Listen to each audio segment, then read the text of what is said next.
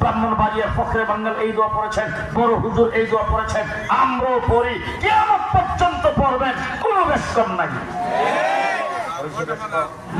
কিয়ামত পর্যন্ত বিষয় কোনো বেশ কম নাই। কিন্তু এই দিনকে, এই দিন থেকে মানুষকে ফিরাইবার জন্য এই দিনের বিরোধিতা হুজুর আকরাম সাল্লাল্লাহু আলাইহি ওয়াসাল্লামের পক্ষে ছিল। সবাই রাসূলকে আল আমিন বলতো, হুজুরকে সবাই প্রশংসা করত। রাসূল সাল্লাল্লাহু আলাইহি ওয়াসাল্লাম আল আমিন, হুজুর আকরাম সাল্লাল্লাহু আলাইহি ওয়াসাল্লাম আস-সাদিকুল আমিন, মহাসত্যবাদী, আমানতদার। এই উপাধিটা রাসূল নবুয়ত প্রাপ্তির পরে, রাসূল সাল্লাল্লাহু আলাইহি ওয়াসাল্লাম নবী হওয়ার পরে সেই উপাধি পাই নাই। হুজুর আকরাম সাল্লাল্লাহু আলাইহি ওয়াসাল্লাম যখন নবী হন নাই, তখন মক্কার আবু জেহেল, আবু লাহাব, কাফেররা রাসূলকে সেই উপাধি দিয়েছিলেন। রাসূল সাল্লাল্লাহু আলাইহি ওয়াসাল্লামের কাছে ওহী নাযিল হলো। আল্লাহ নবী যখন সর্বপ্রথম দাওয়াত দিয়েছেন, ইয়া আইয়ুহান নাস কুলু লা ইলাহা ইল্লাল্লাহ, তখন থেকেই শত্রু